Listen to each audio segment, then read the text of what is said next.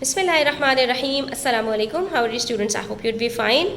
Mix numbers को हम subtract करना सीख रहे थे चैप्टर नंबर 4 फ्रैक्शंस के अंदर। यहाँ पर पेज नंबर 75 के ऊपर हमारे पास कुछ क्वेश्चंस हैं, इसको हम सॉल्व करेंगे और देखेंगे कि क्या हम इसको जो फर्स्ट मेथड हमने सीखा था उसके ज़रिए सॉल्व कर सकते हैं या नहीं। तो सबसे पहले स्टूडेंट्स हमने अपने फ्रैक्शंस को देखना होता है कि हमारे पास यहाँ पर डिनोमिनेटर सेम है या नहीं। अगर हमारे पास डिनोमिनेटर सेम है तो पहले वाला न्यूमरेटर हमारे पास ग्रेटर है दूसरे वाले न्यूमरेटर से।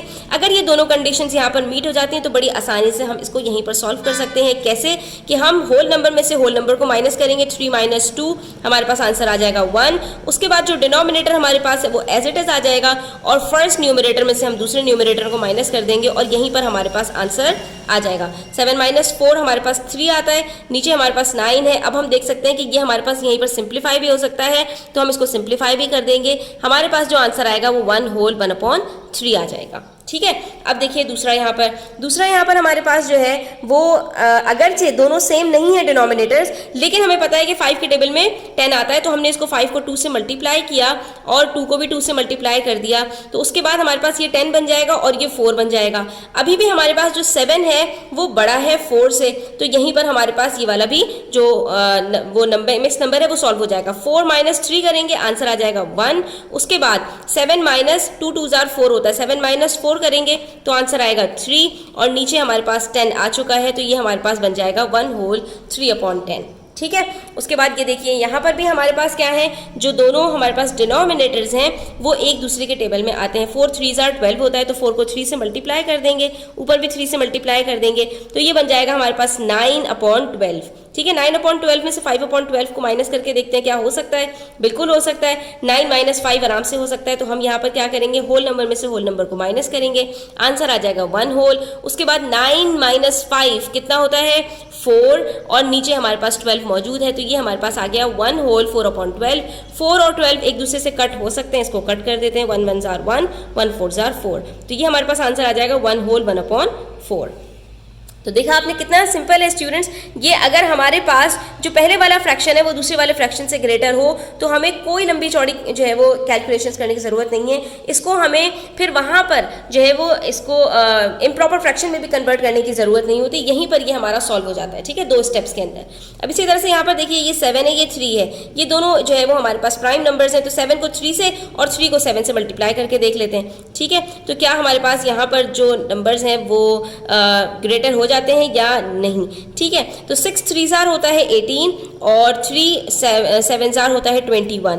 दूसरी तरफ हमारे पास 1 7 जार 7 और 3 7 जार 21। तो ये डिनोमिनेटर जब हमारे सेम हुए तो पहले वाला जो न्यूमरेटर है वो अभी भी ग्रेटर है तो हम इसको यहीं पर आसानी से सॉल्व कर सकते हैं। 3 में से हमने 1 माइनस किया, हमारे पास बच गया 2 होल और उसके बाद 18 - 7 किया तो बचता है हमारे पास 11 और नीचे हमारे पास आ रहा है 21। तो ये हमारा यहीं पर सॉल्व हो गया। कितना सिंपल था स्टूडेंट्स, इसके अंदर कोई भी मसले वाली बात नहीं थी।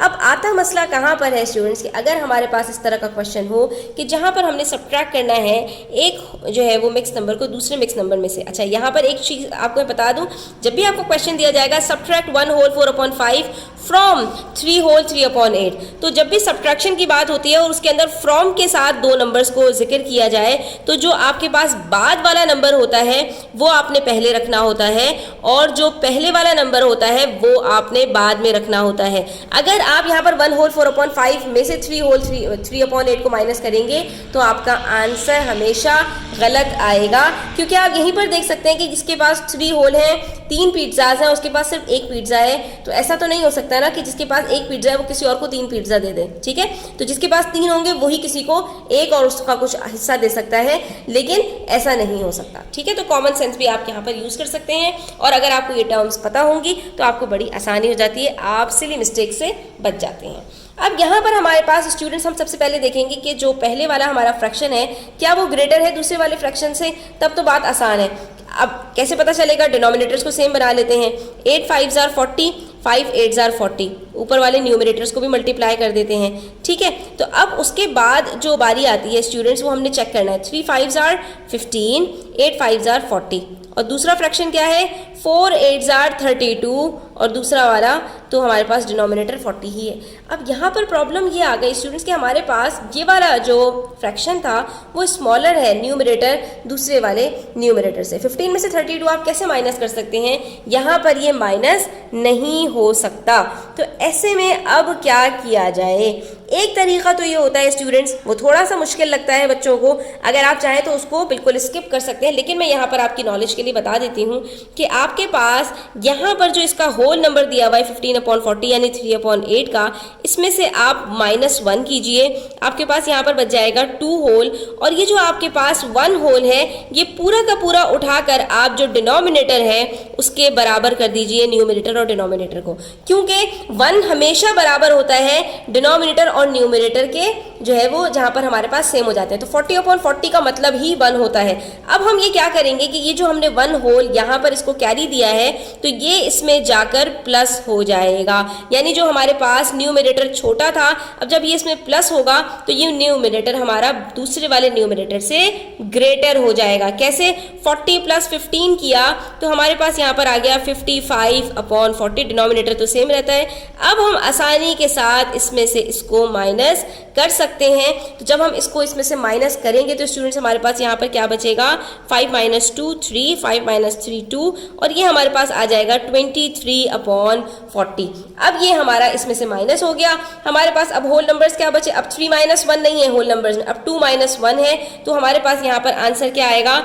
1 होल 23/40। ये आप देख सकते हैं यहाँ पर हमारे पास आंसर आ चुका है। अब कुछ बच्चों को ये मेथड मुश्किल लगता है, तो हमने जो चीज़ शुरू में सीखी थी, यानी अर्लियर वीडियो में, मैं आपको डिस्क्रिप्शन बॉक्स में इसका लिंक दे दूंगी, जो चीज़ हमने सीखी थी उसी को यहाँ पर हम अप्लाई करेंगे। लेकिन उससे पहले अगर आप चैनल पर नए हैं तो प्लीज़ चैनल को सब्सक्राइब कीजिए, और अगर वीडियो आपको अच्छी लगती है तो प्लीज़ लाइक किया करें और अच्छा सा कॉमेंट कर दिया करें। अब इसके अंदर हमने क्या करना है, दूसरे मेथड के अंदर बड़ा ही सिंपल होता है स्टूडेंट्स, कि आप सिंपली उठाइए अपने जो आपके पास यहाँ पर, ये हमें यहाँ पर इन्होंने फर्स्ट मेथड में दिखाया हुआ है कि जो आपका मिक्स नंबर है ना, इसको आप कन्वर्ट कर दीजिए इम्प्रॉपर फ्रैक्शन में। 8 3s are 24, 24 + 3 27/8 बन गया, 5 1s are 5 + 4 9/5 बन गया। अब पहले इम्प्रॉपर फ्रैक्शन में से दूसरे इम्प्रॉपर फ्रैक्शन को आपने माइनस कर देना, इसमें आपका आंसर कभी भी गलत नहीं होगा। तो मैं बच्चों को यही रिकमेंड करती हूँ कि आप इसी मेथड को कर लें। इसमें आपके 2 स्टेप्स ज़्यादा हो जाते हैं, इससे कोई फ़र्क नहीं पड़ता, लेकिन इसमें आपके आंसर में कभी भी इसमें गलती के चांसेस बहुत मिनिमाइज हो जाते हैं। अब आपने वही करना है, डिनोमिनेटर्स को सेम बनाना है, इसको 5 से मल्टीप्लाई करोगे, इसको 8 से मल्टीप्लाई करोगे, तो आपके पास 27 को जब 5 से मल्टीप्लाई करोगे तो 135 आएगा, और जब 9 को 8 से मल्टीप्लाई करोगे तो 72 आएगा। अब 135 में से 72 माइनस किया तो 63 आया। फिर आपके पास जब इम्प्रॉपर फ्रैक्शन में आंसर आता है तो वहाँ पर आपने क्या करना होता है, इसको कन्वर्ट भी करना होता है इम्प्रॉपर फ्रैक्शन को मिक्स नंबर के अंदर। तो ये हमारे 23 हो जाएगा, जो हमारे पास रिमाइंडर होता है वो न्यूमरेटर बन जाता है, कोशेंट हमारा होल नंबर बन जाता है, और डिनोमिनेटर हमारा 7 रहता है। तो ये हमारा यहाँ पर आंसर आ जाएगा। तो यहाँ पर हमने दोनों मेथड से करके देख लिया कि हम इसको किस तरह से सॉल्व कर सकते हैं। इसी तरह यहाँ पर देखिए स्टूडेंट्स कि हमारे पास 3 होल 1/9 है, उसमें से हमने माइनस करना है 1 होल 4/9 को।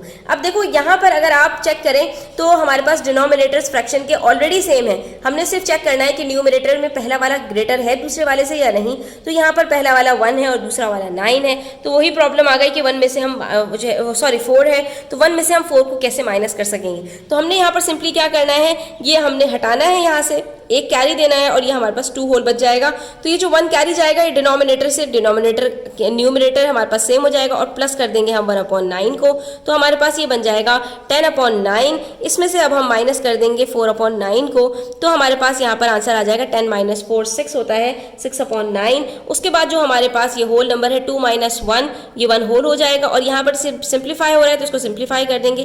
3 2s are 6, 3 3s are 9, तो आंसर आ जाएगा 1 होल 2/3।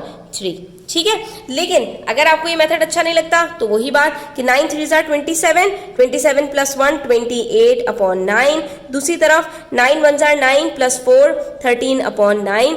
मिक्स नंबर को हमने कन्वर्ट कर दिया इम्प्रॉपर फ्रैक्शन में। नेक्स्ट स्टेप के अंदर डिनोमिनेटर्स ऑलरेडी सेम है, न्यूमरेटर्स को माइनस कीजिए, तो आपके पास यहाँ पर आंसर आ जाएगा 1 5 15/9। इसको सिंप्लीफाई कीजिए, 3 3s are 9, 3 5s are 15, ये आ गया 5 होल 3/3।